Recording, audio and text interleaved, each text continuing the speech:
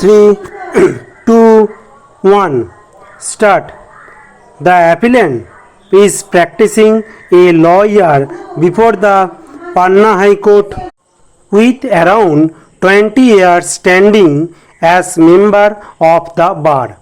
The present appeal is limited to expunging certain observations made against the appellant by learned judge of the Patna High Court while deciding 4 cases in which the appellant was representing one of the contesting parties.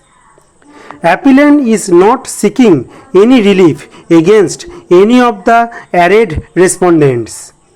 It is also submitted that those recordings are neither essential nor necessary for the court's verdict in concerned cases.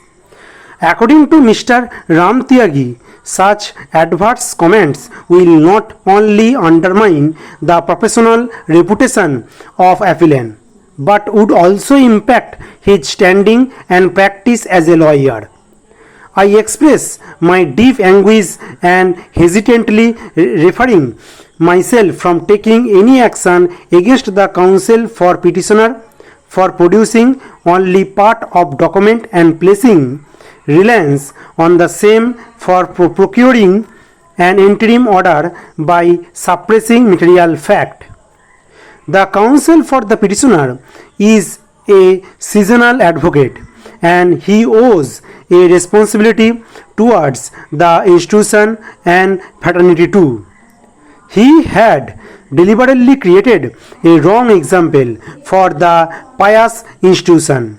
The tenacity of argument of learned counsel for the plaintiff was in a manner as if he was intentionally attempting to make a mountain of mole, and that was a brutal assassination of time. For those other litigants whose matters were pending consideration on the said date before this court, this has been clear and a constant advice and a tactics. While it is a fundamental important in the realm of administration of justice to allow the judges to discharge their functions freely and fearlessly and without interference by anyone, it is equally important for judges to be exercising restraint and avoid unnecessary remarks on the conduct of counsel which may have no bearing on the adjudication of dispute before the court.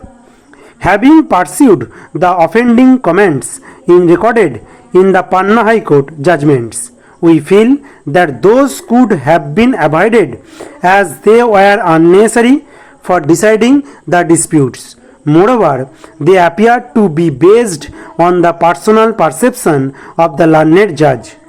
It is also apparent that the learned judge did not, before recording the adverse comments, give any opportunity to appellant to put forth his explanation. The remarks have cast the aspersion on the professional integrity of the appellant. Without giving him an opportunity of being heard, such condemnation of counsel would be a negation of the principles of ad alteram pattern. Stop.